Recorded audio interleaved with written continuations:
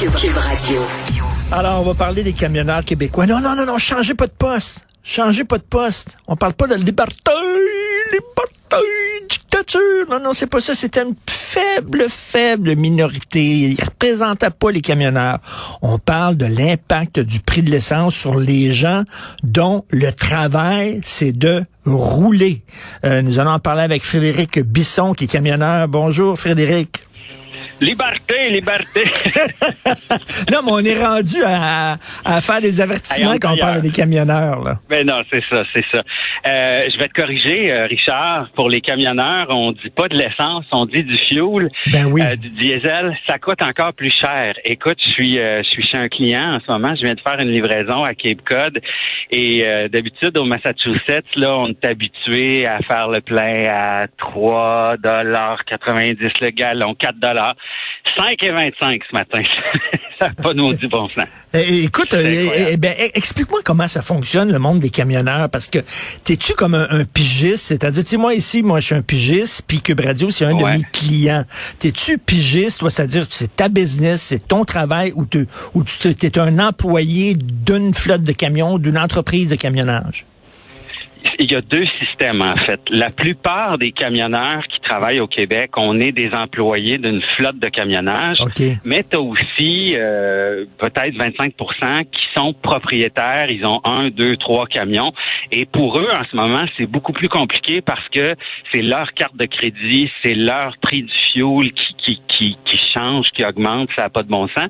Nous, ça augmente, c'est sûr. Mais quand on a, par exemple, une flotte de camions, comme moi, je travaille pour CH Express à Saint-Jean-sur-Richelieu, ben on a une pompe à fuel déjà au garage. Alors c'est sûr qu'on achète en gros.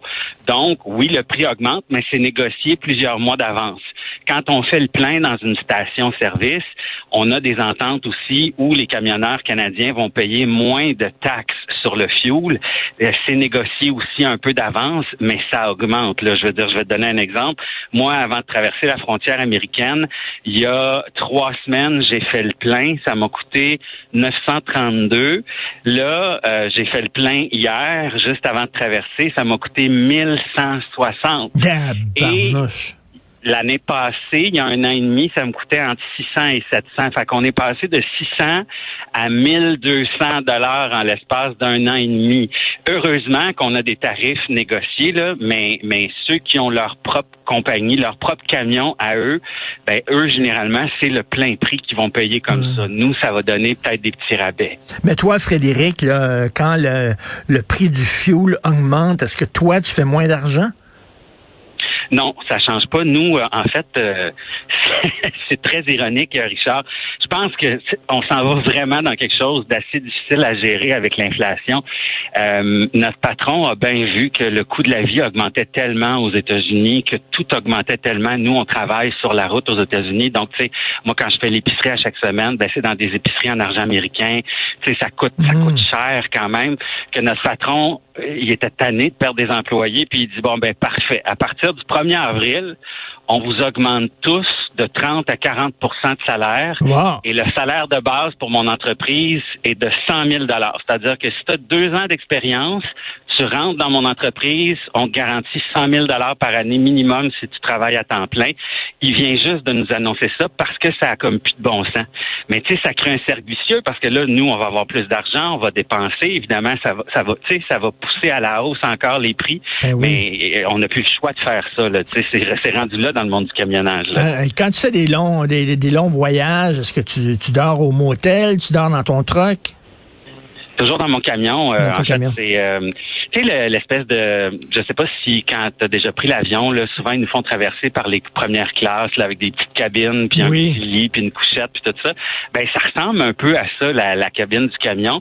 C'est sûr qu'on vole pas, mais c'est quand même assez confortable. Tu sais, moi je me suis acheté un super bon matelas, puis dans les truck stops il y a l'internet fourni. Sinon les camions, en tout cas ceux qu'on a, ont internet illimité. Fait que c'est comme moi là, c'est comme si j'étais à la maison là. Tu sais, Netflix, j'écoute tout.tv, j'écoute le câble, j'écoute le Club Illico, vraiment. Puis j'ai même un frigo, je me fais à manger, un petit poêle. Alors oui, c'est comme à la maison. Mais les prix augmentent. Là. Moi, je fais l'épicerie chez Walmart encore hier. Il y a des tablettes vides, là, puis il y a des gens, tu sais, il reste 1 ou 2 poulets, puis il y a des gens qui osent pas trop le prendre, mais tu sais, c'est assez inquiétant de voir. Ben oui. Puis ça prend combien de temps faire le plein d'un camion, là? Ben, la plupart des camions, comme le mien, on appelle ça un petit réservoir. Moi, c'est des réservoirs de 650 litres. Donc, multiplié par 2 piastres, ben, ça donne à peu près, c'est ça, 1200 $. Ça prend à peu près 15 minutes, mais il y a une différence entre le Québec puis le Canada et les États-Unis.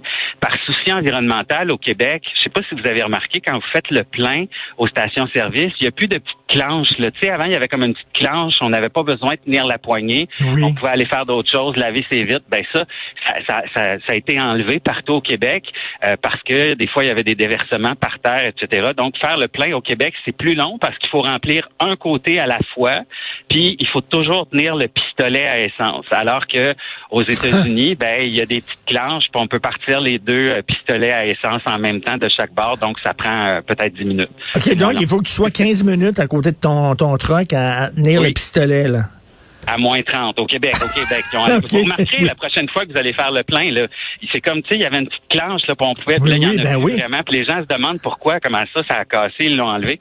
Non, c'est vraiment pour l'environnement, c'est pour éviter, la cause est noble, mais à moins 30, mettons, on trouve ça froid, les camionneurs. C'est frais en maudit. Là, maintenant que, on va annoncer, là, bientôt la fin du passeport vaccinal, la fin du masque, ça se termine, là, enfin. J'imagine que là, les camionneurs parlent plus de ça, là. C'est derrière nous, j'espère. Ben non, il y a encore un convoi de la liberté aux États-Unis, puis il y a encore des mouvements, puis la crainte, c'est vraiment que ça revienne si jamais il y avait une 6e vague.